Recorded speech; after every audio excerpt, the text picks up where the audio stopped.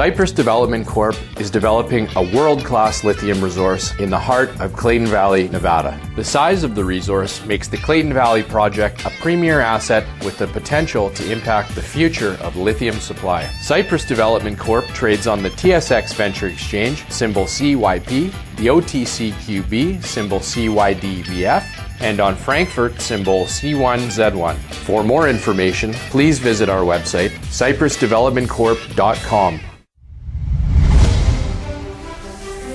Welcome to the Goddard Report. Comments made on the Goddard Report and TalkDigitalNetwork.com are an expression of opinion only. Here is Jim Goddard. My guest is Jordan Bateman, Vice President of Communications and Marketing for the Independent Contractors and Business Association. Welcome back to the show, Jordan, and happy Canada Day. Yeah, happy Canada Day to you, Jim. And finally, we're starting to careen into summer here, so hoping to get out to some lakes and see some of this beautiful country this summer. Of course, the high price of gasoline still has a lot of tourism operators worried that perhaps they won't see as many friendly, smiling faces this year. Yeah, that's true. We're starting to hear some anecdotal reports from various booking agencies and wineries and other groups that or other companies that rely on tourism that high gas prices are slowing down staycations. At the same time, our ongoing stupid, pointless fight led by John Horgan against Alberta is keeping some Albertans away. So, yeah, it could be a surprisingly lean summer, I think, for the tourism industry. The premiers from Western Canada and the territories are huddling up. What kind of a message would you like to see come out of that meeting, especially with the animosity between BC and Alberta when it comes to pipelines? Well, I hope what comes out is the idea that we're stronger together as Western Canada. Pipelines aside, there are a number still of interprovincial trade barriers that, it's sort of perplexing why it's not easier to get, wine across borders and things like that. Those are the types of things that these guys should be resolving. And then, coming up with a united kind of front and talking points. We have a federal election this fall. Never a better time to get the Prime Minister or the wannabe Prime Minister's attention than during an election campaign. They should be coming up with a Western Canadian agenda of things that would be helpful to the cities and regions across Western Canada. And, frankly, one would hope that John Horgan would start to soften his anti-pipeline, anti-energy, anti-oil and gas nonsense and realize just how important it is to hundreds of thousands of Canadians into their livelihood, into their bottom lines. The federal government has, I've heard, maybe up to $10 billion in its infrastructure fund that's just sitting there waiting for people to ask for it. Why isn't any action being done on that, or wouldn't that provide a lot of jobs? Well, I think a lot of this is, absolutely would provide a lot of jobs. I think a lot of this money is set out over future years. If you actually look at the federal budget, a lot of this infrastructure money doesn't kind of come to bear until years 6 to 8 or even 6 to 10 of a federal liberal regime.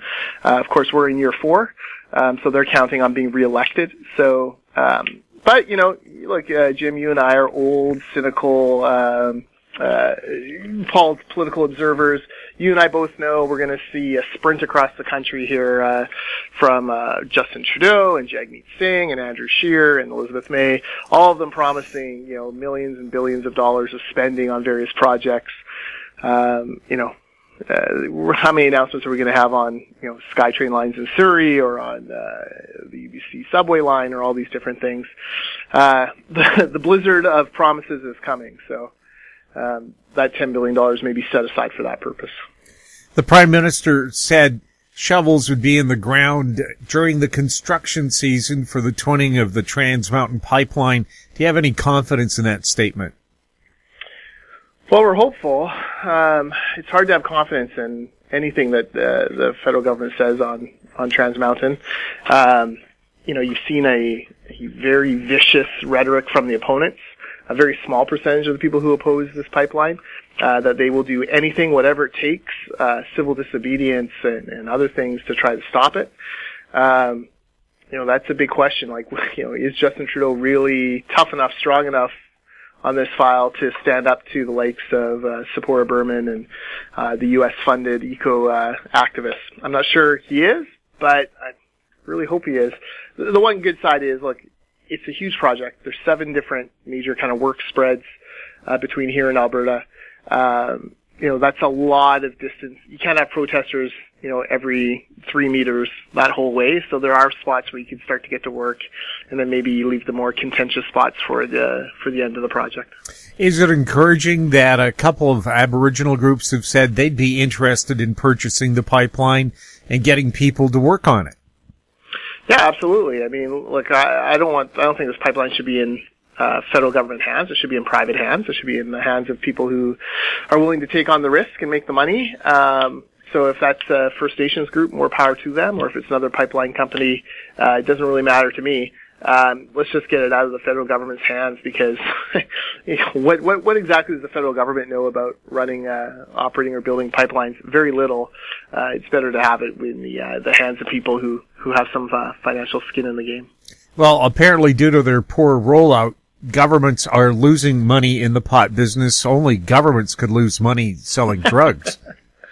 Yeah, you're exactly right. Like, it's fascinating to me, like, how does British Columbia, all these years we've been told we're the hotbed of marijuana use, it's the number one cash crop, all this stuff. And, we're basically tied with tiny, itty-bitty Prince Edward Island as far as legal cannabis sales goes. Like, how is that even possible, Jim? It's complete government neglect, malfeasance, errors. I've said for a long time that this is the most fascinating public policy step forward in certainly my generation, where essentially you're getting rid of prohibition and bringing in a whole new industry. How do you fight the black market? How do you tax it in a way where you're generating revenue but not enshrining a black market or keeping it alive? You think of Mike Farnworth talking about 15 or 20 different pieces of legislation that had to be changed to reflect marijuana legalization. Like, this is fascinating stuff from a public policy wonk point of view, but you're exactly right from the economic point of view. How the heck aren't they making more money on this stuff? How are we tied with Prince Edward Island when we are in what's widely regarded as the marijuana capital of Canada? Well, and plus the prices in the BC stores are so much higher than what people tell me they can get from their local dealer. Well, I will take your word on that. But yeah, and this is the problem, been the problem all along, right? Is like, okay, so it goes legal, but how do you actually make sure that it's priced in a way that's affordable? There used to be, at all candidates meetings in Langley, the marijuana party would always run candidates against Rich Coleman in Langley East or Fort Langley Aldergrove, and the marijuana candidate, there was I remember one young kid who came one year, and essentially his answer to every question was, legalize marijuana and pay for it out of the tax revenue. So it was, how will you pay for more schools? I'll legalize marijuana. And he was so consistent in that message that we actually started chanting it along with him towards the end of that debate, because it was his only talking point.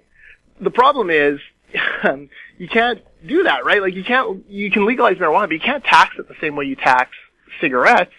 I mean, it's a little known fact that cigarettes actually have quite a significant black market already.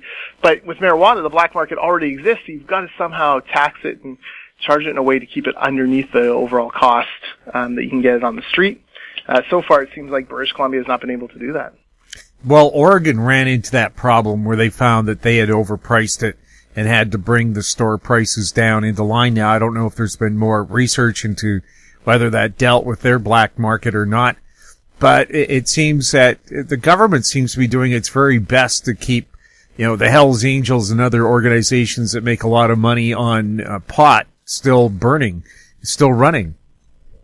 Yeah, well, and they've been slow to open stores. I mean, for a long time, the little one in Kamloops was the only one for the entire province. So, yeah, it's perplexing, and I find myself having more and more sympathy for the likes of Jody Emery and Dana Larson, two activists who fought for legalization for so long and are still highlighting different parts of this policies that the government has rolled out here that, crush the little guy who, fought and were the activists, and instead seems to reward these giant operations like Canopy and other massive marijuana growing companies. So, government somehow is turning marijuana into a major corporate bonanza and leaving out the small growers and the little guys who actually did all the work to make it legal. Sure, and people who'd been arrested in connection with marijuana or banned from being in the marijuana business, you'd think they'd be the experts that you would want. Yeah. I remember once, This Is That, the great CBC satire show, once had a satirical suggestion that pot dealers should get a federal bailout because they're going to be put out of business by legalization. That went over real well with the CBC listening audience who didn't realize it was satire. But it's kind of that problem, right? Like Jody Emery, Mark Emery, these guys, build this industry, build the demand, have to go to jail for it. Do whatever they can to build support for legalization. They get it, and then they're not allowed to actually be in the business. And instead, it's all these retired cabinet ministers like Terry Lake and others who didn't do anything when they were in government to help the cause of marijuana legalization. But now they're all getting, fat GR government relations checks as vice presidents of some of these big companies. So that would be very difficult for me to swallow if I was one of those activists. And I don't blame Jody Emery and Dana Larson one bit for being angry about it. Well, also the government appears to have done due diligence here. All they had to do was go to Washington State, Colorado, California, Oregon, find out what they did, what did they do wrong, what did they do right, and just implement that instantly. Instead, they're reinventing the wheel, and I can just sense from them a real sense that, oh God, we're just going to have open heroin sales because of this, or some kind of thing. And of course, I called my contacts in Washington State. When you legalized marijuana, were there riots in the street? Were children skipping out from school because of it? They said no, life was exactly the same the day after it was legal than it was the day before. And yet, all across Canada, there seems to be, let's run to panic stations over it. Why? You're regulating something that, for what we can tell, doesn't have any long-term harmful effects, and in some cases helps people medically. Yeah, well, you're exactly right. Like, we've known about this was coming for, Trudeau ran on it, so we've known it's coming for 3.5 years. We know other jurisdictions have done it.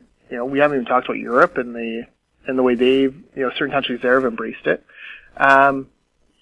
There were lessons to be learned, and, the Canadian politicians, proving that, they wouldn't know good business sense if it walked up and smacked them in the face if proven to be deficient. We'll have more with Jordan Bateman right after this. Bateman Resources Limited is a gold exploration company with significant projects in British Columbia and the Yukon, trading on the TSX Venture Exchange, symbol ABN, and the OTCQB, symbol ABNAF. Surrounded by world-class gold deposits and mines, Bateman's 23,000 hectares Forest Kerr Gold Project is located in the heart of the Golden Triangle in northwestern BC. For more information, visit us at batemanresources.com.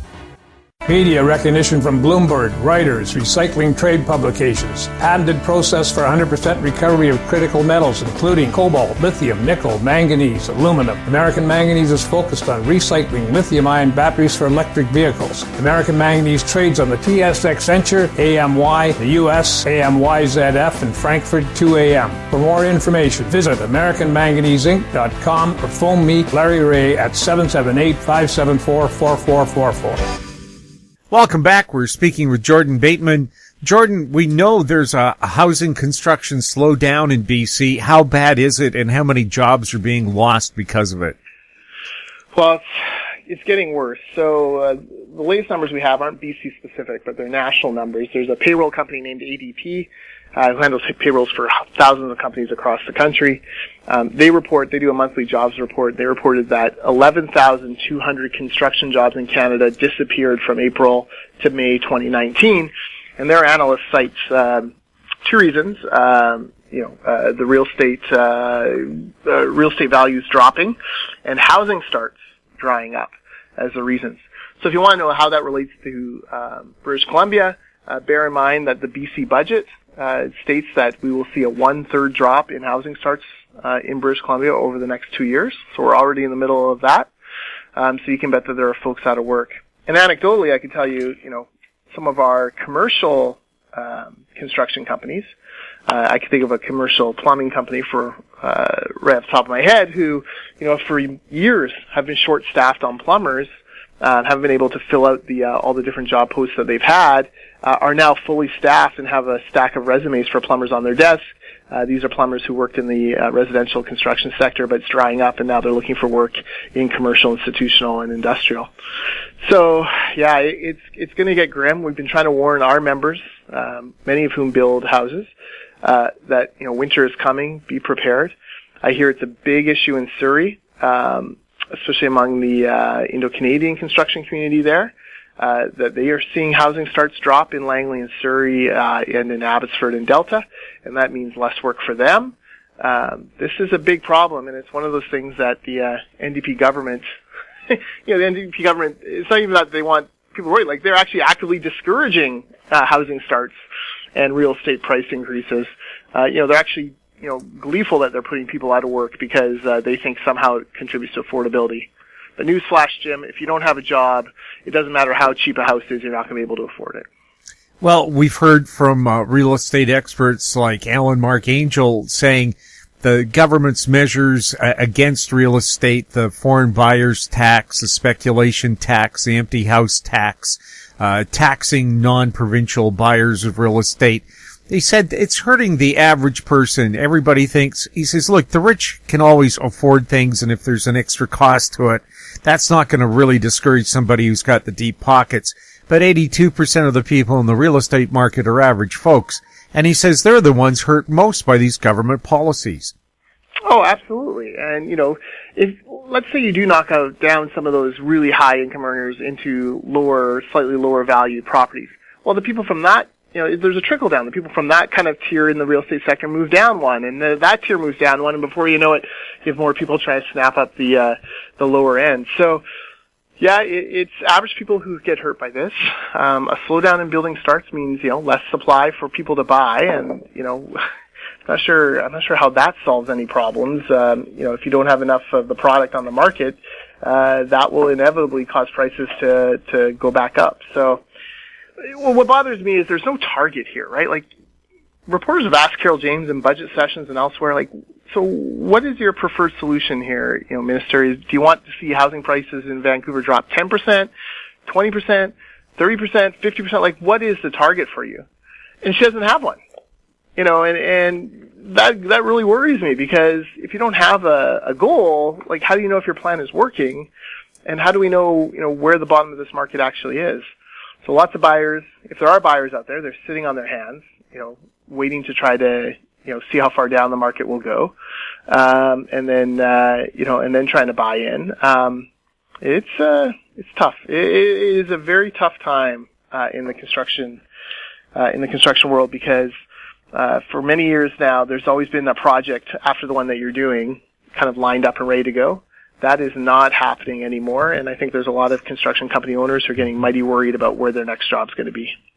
We'll have more with Jordan Bateman right after this. Hi, I'm Douglas Mason, President and CEO of Rainy Mountain Royalty Corp., RMO, on the TSX Venture Exchange. Rainy Mountain Royalty Corp. is a Canadian-based mineral exploration project generator. The company currently holds multiple property interests in Ontario with joint venture partners and is seeking further joint venture partners for other drill-ready properties in our portfolio. For more information, please visit our website at rmroyalty.com or call me at 604-922-2030. Don't miss out. Stay informed. Receive the HowStreet.com weekly recap with thought-provoking podcasts, radio, and articles delivered to your inbox. Sign up for the HowStreet.com weekly recap on our homepage at HowStreet.com. Welcome back. We're speaking with Jordan Bateman. Jordan, just how confident are small business operators in BC that things are going well? Not very. So the BC Chamber of Commerce has a platform called MindReader. And a number of our organizations aligned with them, including the independent contractors for whom I work. A lot of our member businesses participate in this kind of a temperature-taking exercise for, where small business is at. So they released their latest numbers, and 51% of small businesses in British Columbia say that the BC government is on the wrong track in how they're dealing with small business. It's more than half. Only 8% say they're on the right track, which tells you exactly where they stand on what the NDP government is doing. They're also saying, look, the cost of doing business, driven up by regulation and taxation, is getting a lot worse. In fact, almost 80% of companies say the cost of doing business is worse this year than last. And another 20% or so, 15% or so say it's basically the same. So only 2 or 3% of businesses in British Columbia say that the cost of doing business has gotten better for them under the NDP. That should be a bit of a that should be a bit of a warning, like a red alert for John Horgan and the NDP government. The small business community is very much the economic engine of British Columbia. It spans a number of sectors: tourism, construction, retail, restaurant, even some nonprofits. And if these job creators are feeling crippled and hamstrung by their own government, those jobs will disappear very quickly. Is it true that Albertans seem to be boycotting BC this summer? That's the anecdotal reports we're hearing, and I'm going to be very curious to see the stats when they come out at the end of the year. But if you talk to winery folks, they seem to say that they're seeing less Alberta license plates. Part of it is the ongoing trade war, John Horgan's anti-pipeline nonsense. And some of it, frankly, is Alberta's hurting. Alberta's struggling fiscally because provinces like British Columbia have hamstrung their economy. And, Albertans don't have the money to come here as much anymore.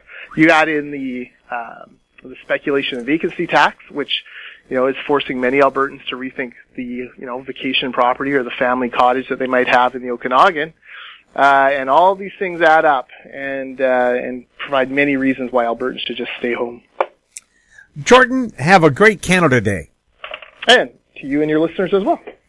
My guest has been Jordan Bateman, Vice President of Communications and Marketing for the Independent Contractors and Business Association. His website, icba.ca. If you have any questions for Jordan or any of our other guests, you can send them to info@housestreet.com. I'm Jim Goddard. Thank you for listening. Comments made on the Goddard Report and TalkDigitalNetwork.com are an expression of opinion only. The Goddard Report is available online and mobile at TalkDigitalNetwork.com. The Goddard Report is a production of House Street Media Incorporated.